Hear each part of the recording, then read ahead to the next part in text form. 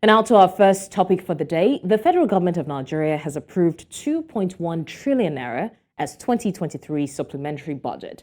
Now, the budget will also cover 4 months of wage awards for the federal government workers and student loan funds. Remember the student loan we've talked about. Now, while speaking after the FEC meeting in Abuja, the Minister of Budget and Economic Planning, Atiku Bagudu, said that the budget is to fund urgent issues, which includes 605 billion naira for national defense and security. Now, this is also to sustain the gains made in security and to accelerate. These are funds that are needed by the security agencies before the year runs out. And that is according to the federal government. Now we're going to be talking about this budget. Is it reasonable and will it cover all our problems in the country? Well, joining us to have that conversation, first we have Mr. Lai Omotola, the CEO, Integrated Revenue Services Limited. Thank you so much, Mr. Omotola, for joining us. Thank you for having me. It's a pleasure. Also, we have Ogbonna Ukuku, the Investment and Economic Development Expert. Thank you so much, Ogbonna, for joining us. All right, while we wait for Ogbonna to join us, Mr. Lai Omotola, you've seen what's happening, you've seen the updates, and of course, you know about the 2.1 trillion naira budget, supplementary budget. How exactly does the approval of this budget align with the country's long-term economic goals and objectives? Okay, I think the present government inherited a budget of 20.18 trillion naira, and they came into government mid-year. Now, this supplementary budget is to make money available for things that are very urgent before the end of the year. Now, putting in mind that as we move towards the end of the year, there's going to be security concerns. So what you find in this budget is 605 billion for defense, for security, because when you move towards a festive period like this, you would then see security concerns, and then furthermore, for any economic to blossom, the security must also be intact. Then how does it really affect the long term? These are low-hanging fruits. This is what you want to use. This is a short-term thing to help the long term in terms of you want to do something that will quickly activate the economy, that will quickly ensure that people begin to spend. Because when people begin to spend, inflation will come down, and all this pressure on the economy will also come down. So if you look at the strategic areas that they want to spend in defense, they want to spend in infrastructure, which is in works. They want to spend in welfare, the palliatives, and then they also want to please the NLC that have been threatening to go on strike. So what this 2.2 trillion approximately is just to stabilize the economy so that we can now prepare the main budget for 2024.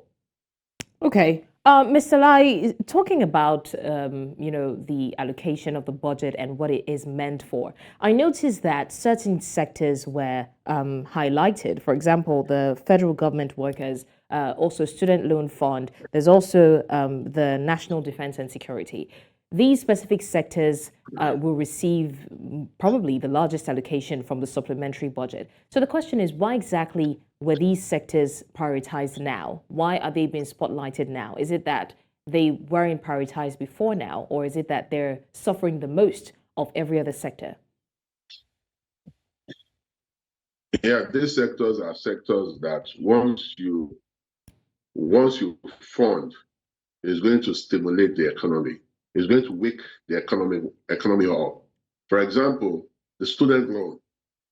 The student loan will appeal to the youths. The palliatives have been in the offing a long time ago. You remember that the government borrowed $800 million for the palliatives. And then the security can be overemphasized. It's also important. But in whole, what is going to achieve is to immediately energize the economy and put the economy on a steady growth pattern in order for the citizens to begin to benefit the dividends of democracy. no matter how short it is.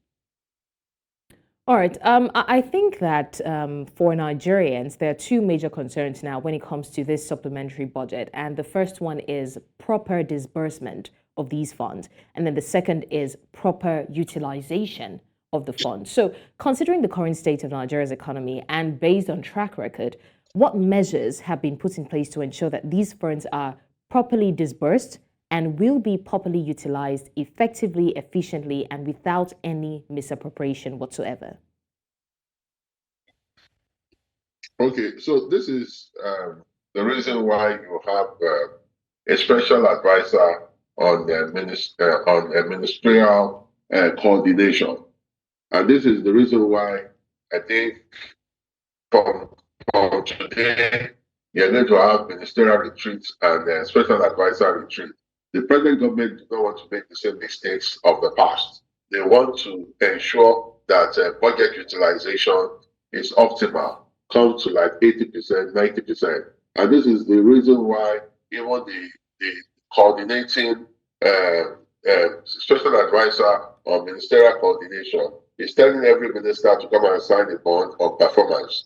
So they are putting things in place to ensure that there's performance for this budget because it's like a stimulus and to ensure that things begin to kickstart in every strategic area of the economy. So it is my hope that utilization of this budget has been the first one since the advent of this new government would be properly utilized and they would not make the same mistake as the past regime.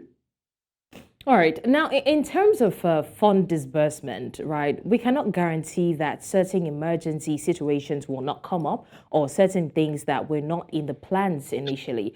But we're not so sure if Nigeria has a habit of planning for contingencies. So in this case, are there any contingencies in place to address potential risks or challenges that may arise during the implementation and even the disbursement of this budget?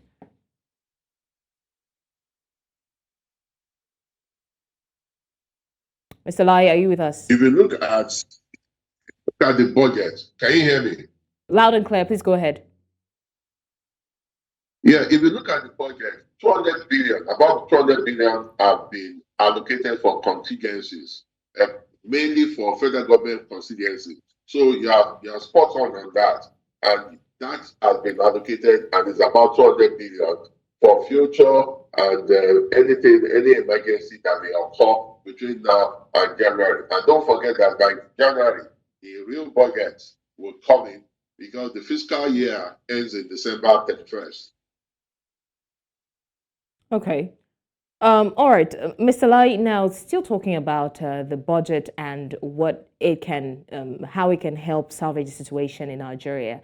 It's no doubt that the country and the current administration has inherited the budget the same way they inherited a truckload of debt. Now, will this supplementary budget have any impact or implication for Nigeria's national debt? And if it will, how will this be managed? Okay, this debt, this budget is not going to have any impact on already available debts because before any budget can be approved, the source for the funding is already known. Where you are funding it from, I expect that this budget, this amount will be funded by our internally generated revenue, which is looking not right now, which is improving. So I don't think this will be additional liability on the budget. But what I do not know, and I'm still going to get clarification on, is if the borrowings of $800 million coming from the World Bank is also going to be what is going to be pumped into getting this amount out there. So if this one comes in, it's an additional debt from there. But I think naturally, this money should be coming from our internally generated revenue as we approach the end of the fiscal year.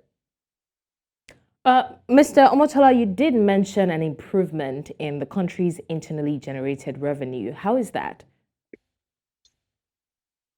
Yeah, well, the budget we had, uh, the budget we had for 2023, when you look at it, said we're going to raise 10 trillion internally generated revenue.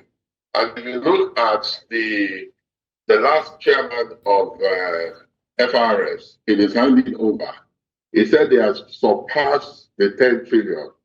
And this is the reason why I've said that they are doing quite okay in terms of revenue. And don't forget again that the monthly FAC has also gone up as a result of the devaluation of the Naira. In the past 2 months, for the first time, all tiers of government were able to share among themselves above a trillion naira, such that the president has to ask that there must be savings from it. So don't forget that these are the reasons why we're saying that it's looking not for the revenue as we speak. All right, thanks, Mr. Lai Omotola. I'm going to come back to you, but in the meantime, we're now joined by Ogbonna Ukuku, investment and economic development expert. Ogbonna, thank you for joining us on the show. Thank you for having me. It's a pleasure. Now, Ogbonna, I'm going to direct this next question at you. Now, we see that the supplementary budget is meant to cover some major key areas, especially some sectors that are now being prioritized, which of course is a good thing. You know, talk about the education, the national defense and security. Excellent. But do you think that there is any sector that is being sidelined, with this supplementary budget? And do you think that these sectors that a certain amount was allocated to are getting enough to keep them going? Anyway, in reality, anyhow you want to look at it, there's never enough money because the issue when you have so many things that you want to deal with. But nevertheless, when it comes to global attention as regards budgeting, for national development, you look at things like education, we've already covered, health care, and then infrastructure, productivity in regards to your agriculture. So, I mean, there's so much. But if you don't have a workforce, if you don't have security, so you need to prioritize as it were, because it depends on the amount of money you have, the time. So as it is now, I think they've been able to prioritize taking care of security. The elections coming in the next this November in 3 states in Nigeria. The students to take off grants for the new ministries. So as far as I'm concerned, I think the indexing was done properly, and then the sectors that they picked to focus on well and good, because I mean, just in the next couple of months, we'll be looking at 2024 budget. All right, thank you, Ogbonna, for that. Also, Mr. Omotola, now we see that this budget will go a long way as a response to some of our current socioeconomic challenges in the country. But at the same time, it doesn't seem as though it will answer all the questions and all the challenges that the country is facing. For example, unemployment, the issue of inflation, and the rest of them. Are there any plans to tackle these other issues that we're facing? Yeah, this is a stopgap budget. That's why it's called supplementary. It's just to fill the gap. Now, the budget for 2024 is the budget that is expected to make significant impacts in the economy. Is the one that is designed to make a turnaround.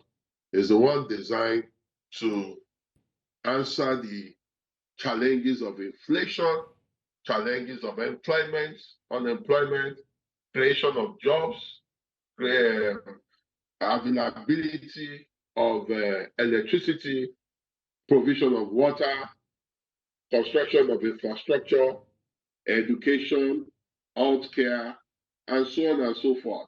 When that budget is passed, then that is where you will have hands-on to address at least no government can solve all the problems, But this was significantly, when the 2024 budget is passed, that is when we expect to see significant impact in our economy. All right.